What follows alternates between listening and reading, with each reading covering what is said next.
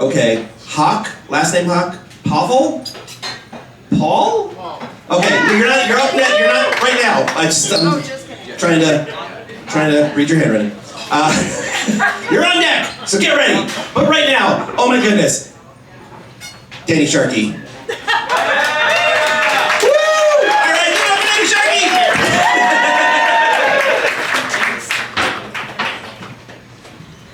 Man, it's like not real stand-up because you don't have like the microphone cord to like flip around. I'm John Mulaney. Hey gang, this is fun. I will admit it has been a hot minute since I've done stand-up. I think last time was a college open mic. So if you see me looking at notes of a very compressed JPEG screenshot of a Google Doc, that is why. So besides being a wannabe comedian, one thing people know about me is that I think I have Twitter clout. Like somebody at a Passover Seder that I just met 2 years ago said I was a niche internet micro celebrity, and right to my head. And it was thinking like, oh wow, this Gen Z girl is gonna cancel me on Twitter. You are absolutely right. I hope you like being blacklisted from the competitive Tetris community. Watch out. No, okay. I don't know if I mentioned Passover Seder. I am Jewish. I don't know if anybody else. Yeah! Woo! I was like gonna try to make a transition. I originally wrote this to be like played in December during Hanukkah, but I'm like, I kind of feel weird shoehorning in a Jewish holiday when it's like actively Ash Wednesday in the middle of Ramadan. So I'm just gonna respectfully put that aside. But no, I think once in my career I had a Jewish boss and she was awesome. And it was when I worked at a preschool. I know we had shouted out math teachers earlier. And it was really awesome. I loved working at a vaguely Jewish associated preschool. As we all know, nothing welcomes the Sabbath quite like Disney Radio on Sirius XM. You had to pay for that, like that was serious. But one actually cool thing that I love sharing about working at this preschool was actually the location of it. Where this place was actually what used to be a restaurant known as Amy's Baking Company. And I have some gas and I love that. Because if you don't know Amy's Baking Company, it is an infamous location from Gordon Ramsay's Kitchen Nightmare. It is like known as the one place where Ramsay stormed out and like gave up and could not fix it. If you don't believe me, like it's legit, there is a poke stop there, so. I am also realizing that like sometimes when I perform this, I'm like, oh, am I doxing myself? But I don't think any of you guys are the 35-year-old man in my Discord DM, so I think we're cool and like chill tonight. I trust you. We're on a cruise. All right.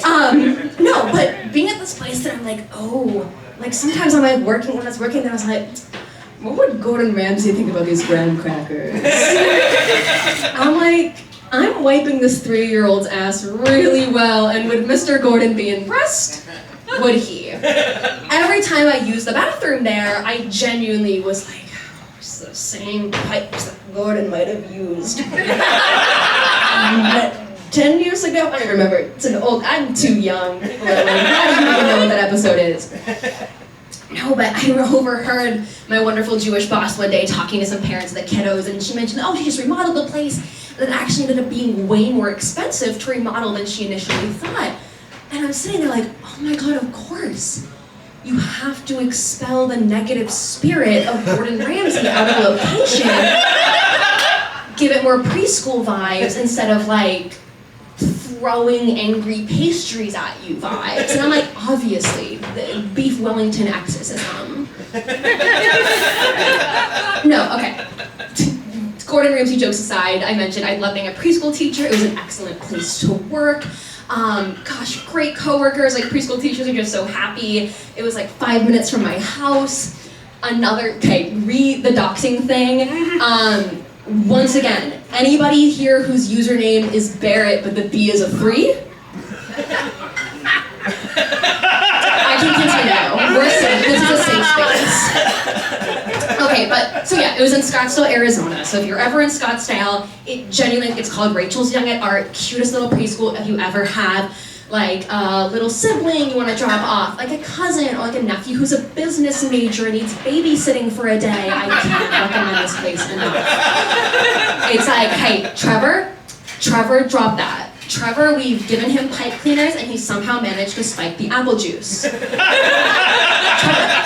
Trevor, you cannot get Caitlin in on your crypto scheme. She is 4 and she is eating paint. And my Trevor is also eating paint.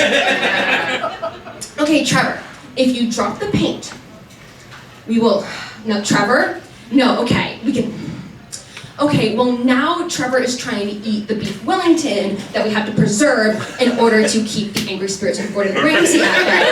And so Trevor, I'll make you a deal. Trevor, we can play one Kid Cudi song if you give me back the beef Wellington. But then we do have to go back to Disney hits because it is Shabbat and you cannot miss Extra Magic Hour. Thank you, Trevor. You really just have to you just have to get on their level. You really just have to get on their level sometimes. Gosh, I have so many more stories from teaching preschool that I could fill up a whole hour with, but that is all I've got. I already got my flashing light, so if you want to talk about kids, I'm here. Thank you all. Oh my goodness. Big round of applause for Dani!